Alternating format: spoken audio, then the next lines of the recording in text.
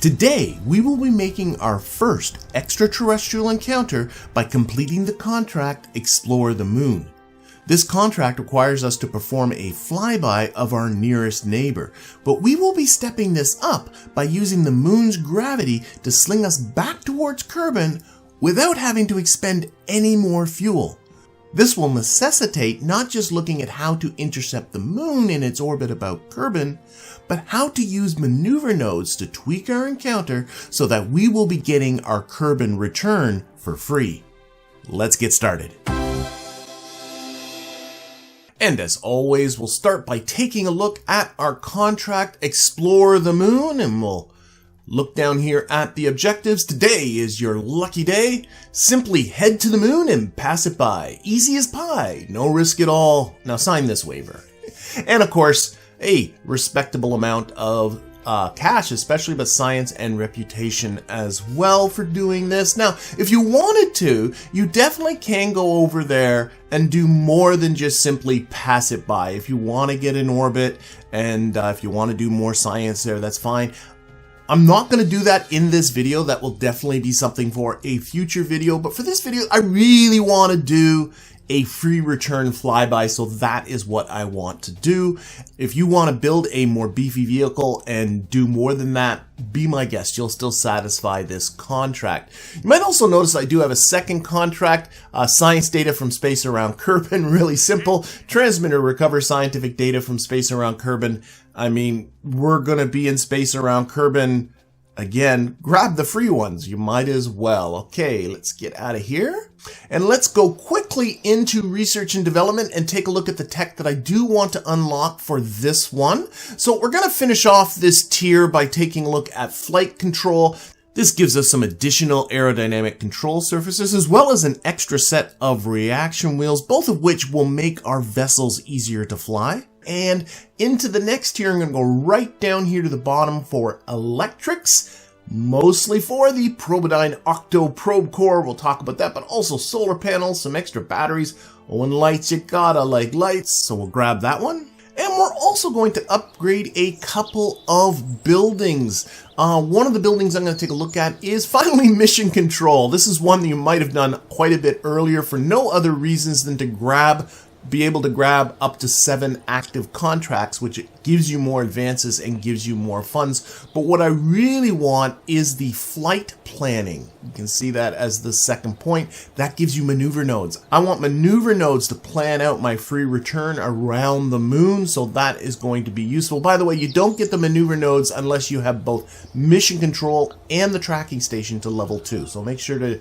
if you have not upgraded the tracking station yet, that you have done that. And the other one I'm going to go for is the vehicle assembly building. It's 225,000 KERBucks, but well worth it. It ups our part count from 30 up to 255. That can be a lot of parts. I don't want to worry about parts anymore. I want to deck out my spaceships the way I want to, so that one is going as well. Now, if you're having trouble having enough cash to do that at this stage in your career, tourist contracts, we talked about this last episode. They are cash cows. Just do a couple more of those. In fact, I picked up taking 4 tourists up into orbit for a lot more cash. They're quick, they're easy, and you can just keep using the same vehicle over and over again. And if you're having trouble getting the science to unlock what we just saw as well, do the plane contracts that we saw a few episodes ago. Just simply fly around. There's lots of science in and around the KSC. I flew over the mountains and the highlands and the deserts that's on the other side of the continent, and simply did temperature scans and crew reports. If you're really brave, you can try landing on those spindly landing legs. I didn't bother. You can also drive around the KSC and collect science at all the different buildings. Lots of science. I didn't bother with that either. So there's tons of science for you to scrounge if you want to. But what I really want to do is I want to get started with our build. And just like before, what we're going to do is we're going to take an existing vessel and we're going to modify it. So I'm going to pull out my vessel from last episode. This is the Mission 6 vessel that took tourists up into orbit. And we're going to change this up. And the first thing I did is I removed this extra crew cabin along with the parachutes that I put on there for the extra weight. Those are going because I'm only going to be sending a single Kerbal. And speaking of a single Kerbal, with all the missions thus far, I have always sent up pilots to fly my vessels because of their piloting skills, but we can now replace our pilot with the Probo-Dobodyne Octo Probe Core. This is my second probe core that I've unlocked. I also had the Staputnik, but the advantage of the Octo Probe Core is if you scroll on down here, it is SAS capable, right? You get stability assist with it, so you can use SAS. The Staputnik doesn't have that ability. And we're going to take this Octo and we're going to tuck it into a service bay. These are great for stowing away all kinds of stuff. I also have a newly unlocked Z200 battery bank. I'll put that on top here. And all of our science is pretty familiar. We're going to put on a materials bay and a mystery goo. And because we are going to have a scientist aboard, we only need one, because the scientist has the ability to keep resetting and reusing this equipment over and over again. We're also going to, of course, put on a thermometer and a barometer. And then on the other side, I'm going to tuck in a Communitron 16 antenna, making sure that nothing clips into the doors when they're closed. And finally, because I don't have to worry about part count anymore, I am going to put in 4 of these Mark I spotlights. I really like this part. I like the way that you can rotate the spotlights and adjust their tilt. This should light up the interior nicely. Okay, I think that's looking pretty good. Let's put our little service module bit on the bottom here again. Take a look at our stats. Don't forget vacuum. Okay, it is on vacuum. That is good. 1,195 meters per second of delta V. This would be a good place for us to talk about budget. How much is this going to cost us? So we're going to pull up this delta V map. I'll put a link to it down there in the description. And you can see we're starting to start here at Kerbin, and what you do is you just go to your destination and you add up the numbers along the way, and that tells you the delta V that you require in order to do the mission. So you can see the 3,400 meters per second in order to get into low Kerbin orbit. We've been lately updating that up to 4,000. I'll continue to do that. And then if we go towards the moon, we can see the 816 meters per second required to get to the moon. That is all we're going to require. That's the whole joy of a free return trajectory, is all we're going to do is go to the moon and then use the moon to sling us back for free without a cost of extra fuel. Now, 860, I would add on, just for a little bit of wiggle room, maybe another 100, plus our 4,000 for our generous budget for getting into low Kerbin orbit. And you know what, let's just round the whole shebang up to about 5,000. Let's call it 5,000 meters per second for the whole mission. That should work out really well. And we can see down here, I got 1,195. That's looking pretty good. I mean, this is going to be able to do the space portion of this without any difficulty at all. I did add on 4 newly unlocked Oxstat solar panels. The electrical generation is certainly going to be helpful on this longer journey. I also kitted it out with a whole bunch of navigation lights, which are completely unnecessary for completing the mission, but I do like them. I then got into taking a look at the booster and seeing what changes I needed to make in order to get up to that 5,000 meters per second of delta V I had for my budget. The core stage I left completely the same, but I did go from 2 to 4 Thumper SRBs. All 4 of these are on the same stage because I need all 4 of them to get the necessary launch thrust-to-weight ratio. And speaking of that launch thrust-to-weight ratio, I've of course adjusted the thrust limiter on those SRBs just like I do with all of my rockets so that I get an appropriate launch thrust-to-weight ratio. I then took the basic tail fins off of the SRBs and replaced them with 4 AV-R8 winglets. These are control surfaces and will greatly improve the control that we have of our rocket, especially in the early part of our ascent. I actually have a few different winglets I could have put down here. I just chose the AV-R8 because frankly I think they look better, but you can try different ones if you want. As with all of the control surfaces in KSP, I find that they are too twitchy, so I turned down the authority limiter to 5 degrees. This is a bit of a personal choice. You might decide a different number is more appropriate for you. But you know, That is looking pretty good. I'm going to show, though, one last trick. One last trick for getting these SRBs to separate more cleanly than what we have already seen. Now, this will work. They'll go. But if you really want that nice peel away kind of effect, take a base. Well, actually, there's some parts later in the game that are going to help us with that. But what we can do right now on the cheap is grab a basic tail fin. And I'm going to put, I got 4-way symmetry on, and I'm going to put right at the very top. I don't want it to clip through, right there. There we go. So I got 4 of them all the way around. And then I'm going to grab, hold the Alt key, and make a copy, and do another 4 right there like that. Now, right now, these things really aren't doing anything other than messing up my drag, but they do add a little bit of drag, but this thing has so much delta V, it's not a big deal.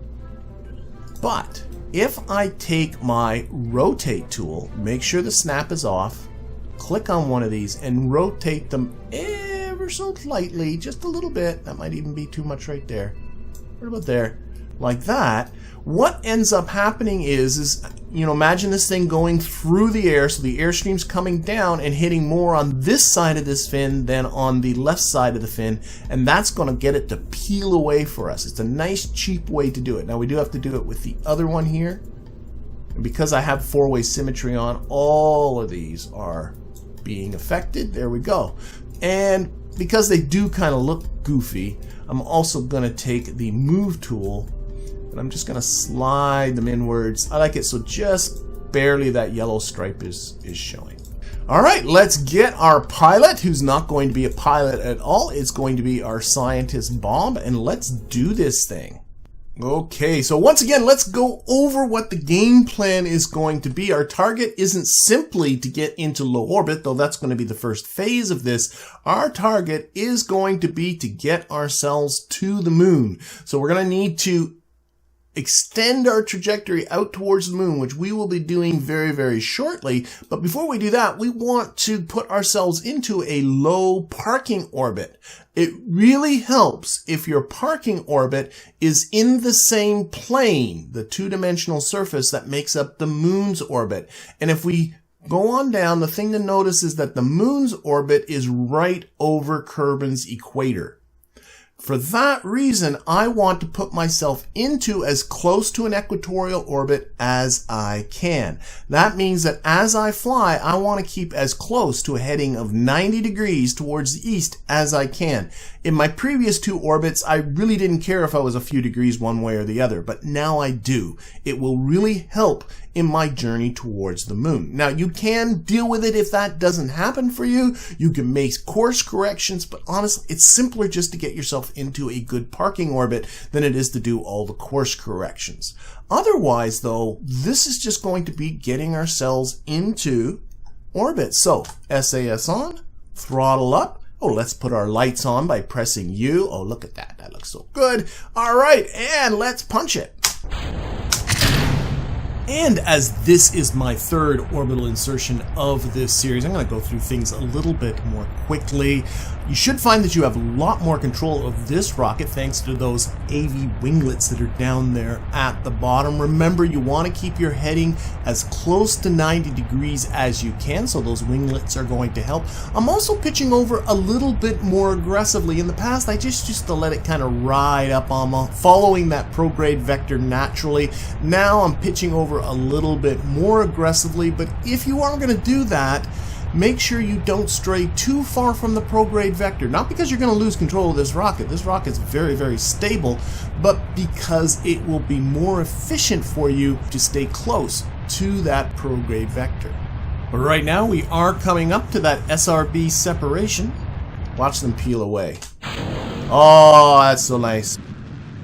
And when our apoapsis is at 80 kilometers, we'll cut our throttle. While we got this orbital information here, I want to put our attention, there is an advanced orbital information tab. This becomes available once you upgrade the tracking station to level 2.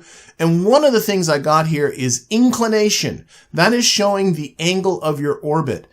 0 degrees is right over the whole equator. I'm at 0.1. If you're not as close as that, don't worry about it, but do try and keep this inclination below 1 degree. to aid in your journey out towards the moon. And if you need to, revert your launch back to the launch pad and try it again. Again, to get this inclination as low as you can, it's about keeping your heading as close to 90 degrees as you can. I was actually off a little bit, but you can see it really doesn't matter all that much. And recall that for the orbital insertion, I like to wait till I'm about 30 seconds ahead of my apoapsis, at which point I go to full throttle. And I want to watch that time to apoapsis continually tick down, but I don't want it to get to 0, and I use pitch to control that. I can pitch up to slow down the rate at which the time to apoapsis goes down, or I can even actually start to push it back up again, or I can pitch down to bring my apoapsis closer to me.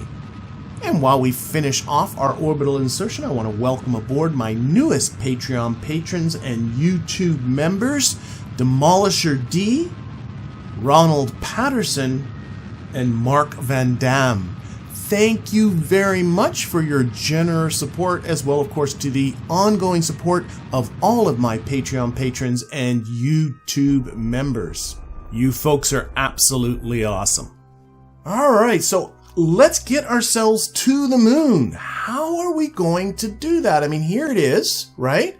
And I can understand people's impulses. Like, the first impulse that people probably have is to simply point straight at the moon and just go. I mean, that's what they do in movies. So let's do that. I'm just going to point it straight at the moon right here. And I'm just going to hit Z and off we go. Here we go. We're going to the moon, right? Now, people who played this game a bit know this is not the plan, but I just want to show this here. Stage. Look at my trajectory. Okay, this is predicting what my future trajectory is going to be. And as you can see, it's not really going to the moon. It's not really changing too much at all. This is a very, in fact, spectacularly inefficient thing to do. So, how do I get this trajectory to get out towards the moon? Well, instead of going straight towards the moon, what I'm going to try instead is I'm going to rotate my craft so that it is lined up with my prograde vector. Remember, the prograde vector is the direction we are currently heading. We are heading in this direction going around. And now what I'm going to do is I'm going to punch the Z again. I'm going to wait a little bit for the staging event to happen. I'm going to just keep it on the prograde. Stage again. Now let's take a look at what my trajectory is doing. Okay, as I'm keeping it on this prograde vector, my trajectory is going out at a reasonable rate, and in fact, the longer I go, as this burn continues, the quicker this goes. You can see now the rate at which this is going is actually increasing pretty dramatically. There we go, there we go. Look at that. Well, look, our trajectory is almost out to the moon's orbit. Actually did encounter the moon there a little bit. Look, we're still going, and we're off. We are off in orbit around the sun. Now, clearly, I don't want to do that, but just to show how much more efficient burning in a prograde direction is compared to anything else. So we know that going prograde is the way we want to go, but we got to time it so that we will encounter the moon on our way out. The moon, of course, is moving around in its orbit as well. So we have to time it so that our trajectory will get out to the moon's orbit at the same time as the moon gets there. Thankfully, the game gives us all kinds of tools to help us out. Here we go. Let's do the steps. Number one is take the moon. We're going to set that as a target. You'll see how that will help in just a little bit. Number two is we want to decide where we want to do our burn to move up our trajectory. Well, it turns out that it is about the amount of time it takes for you to get out to here. The moon will go about 1/6 of the way around in its orbit. So if you think about going about 1/6 of the way around the orbit, coming around to here, this is around where we want to do our burn. Now, if I click on that spot, notice it gives us this thing here called Add a Maneuver. This is what's called a maneuver node. It is a tool that we can use to plan our burn. This is what we got for upgrading both the tracking station and mission control. You can take this maneuver node and you can move it around any way you want. You can also pull on these tabs. Notice this little tab is the prograde icon that matches the direction I want to go. This is adding on prograde burn and giving us a nice dotted line predicting what our result is going to be. So if I do change my velocity by about 209 meters per second in a prograde direction, this will be my resulting trajectory. Of course, I want this trajectory out towards where the moon is. So all I have to do is pull this out as far as I want. Now, show you a few other tools that are down here. If I go down here to the bottom left, and if I click here, I have a graphical maneuver editor. This is a duplicate of this tool, and you can actually pull on the tabs here, just as I realized I gave too much prograde there. You can pull on them, you can click on them, and that goes up in certain steps, and you can control the size of that step with the bar here. You can also use the mouse wheel, just rolling back and forth like that to do it. And these little guys here are for adjusting the time. You can go back and forth adjusting the time. Again, the mouse will work. You can roll it with the mouse, and you can control the step with this little slider here on the side. Well, we know from our planning, according to the maneuver map, it's going to take about 860 meters per second. So another option is to go over here to the actual text editor part of it, and you can actually go here to the prograde part and type in the number 860. And there you go. There's our 860. All right, there we go. All right, this is looking pretty good. And you can see here it's giving us a prediction of our whole path here. So it's going here. We are encountering the moon. And then after we encounter the moon, it's predicting this green orbit for us. Remember, we do want to fly by the moon, but we would like to come back, not be stuck in this ridiculous orbit. So what I'm going to do is I'm going to focus my view on the moon. I'm going to click on it, and notice there's an icon here that says focus view. And let's take a look at our encounter here. So there we are. There's our encounter. This is my closest approach to the moon. I'm going to right click on it and show it here. Okay. Now, what I want to do is go back to the maneuver. You can try and click on the maneuver here, but you can also select it from here, which is really nice. Go back to the maneuver tool, and let's change the scale so I'm going up by about 10 seconds, and I'm going to move it forward in time. And notice what's happened here is that I'm coming closer to the moon than I was before. I'm now 128 kilometers on my closest approach. And my prediction is we're out of here. What's happening is the moon is giving us what's called a gravity assist. It is taking what was our trajectory, which was just going to be in orbit around Kerbin, and just kicking us straight out and into orbit about the sun. That's not what I want to do either. But the moon doesn't just speed you up. It can also slow you down. Let's keep going ahead, 10-second intervals. So I'm on the other side of the moon. There we go. Now we're on the other side of the moon. And look at my resulting trajectory. I got me this green orbit again. And if I keep going that way, and I want you to look at my closest approach, is that closest, well, we're getting funny things happening here. That closest approach, we can get it to come closer and closer to Kerbin. Now it comes to a point where it starts to go further away, but that's because the moon is still boosting us too much. So what we need to do is we need to move this further away from the moon. And so we're going to do that by simply, here, I'll change this to 1 meter per second steps, and we're going to add a bit of prograde. That's moving us further away, but what I want you to do is take a look at our trajectory. Notice how this is coming closer. Every time I move myself further away from the moon, this is coming closer to Kerbin. I would like to come back to Kerbin. Now, in order to come back to Kerbin, I would like this periapsis to come down into Kerbin's atmosphere.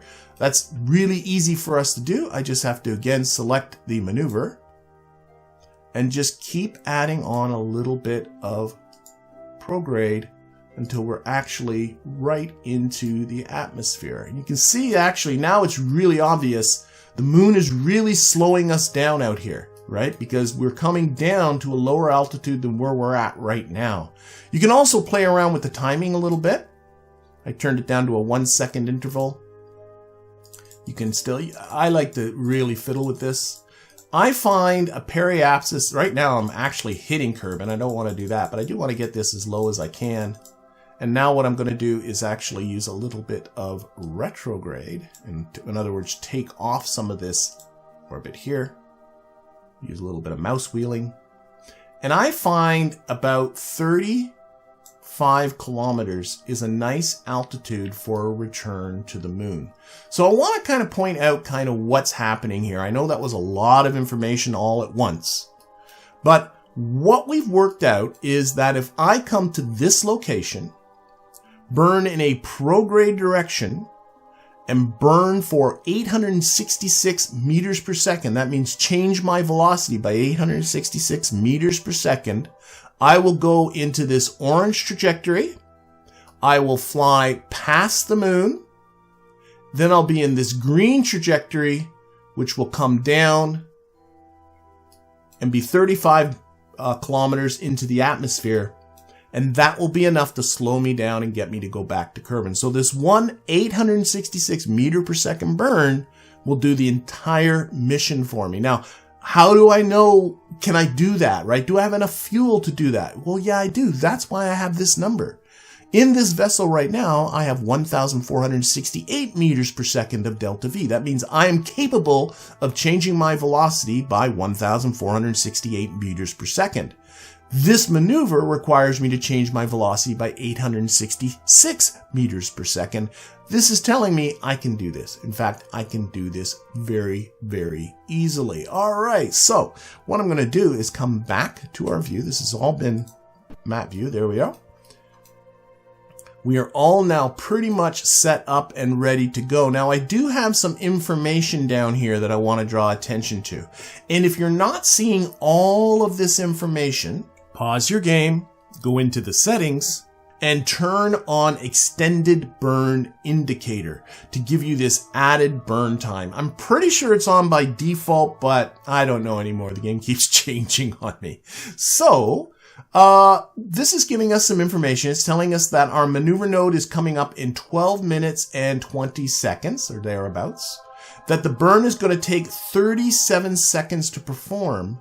But then it's telling us a time that we should be starting our burn at. You want to do the burn so that you do half the burn before this node and half the burn after this node.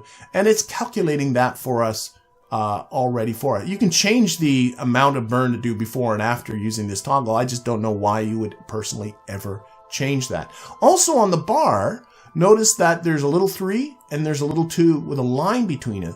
That means that this part of the burn is going to be done on stage 3, our current stage. Then we're going to have to stage, and then the remainder of this burn is going to be done on stage 2. All right. So let's time warp and get ourselves to that burn. And I want to draw attention again to some nodes. So there is this purple icon here on the maneuver. That is actually showing us our direction to our target, which is the moon. The moon is that direction. This over here, the yellow one, is our prograde, and it might seem like, oh, the thing to do would be to put it right onto the prograde vector, but actually no, the correct place to put it is on this little blue icon. This little blue icon is telling you which way to point. And the reason why you don't want to be on the prograde is because as you curve around Kerbin, this direction is going to change. You'll see as we do the burn that we're going to spend half the time just above the prograde, and then we're going to spend about half the time just below the prograde. This blue icon splits the difference. Whenever you do burns, you actually want to stay pointed in the same direction during the entire burn. That's the more efficient way to go. 2, 1, and Z, and we're off. So again, when this hits this line, we're going to have to stage, so I'm going to be ready for that. Boom, on to the next stage. And again, notice how now we're pretty much right on prograde, but we're going to end up drifting to the blue side of prograde. Now, what I like to do personally is once this starts to get close to the bottom, I switch myself to map view and watch what's going on from here. Okay. So there we go.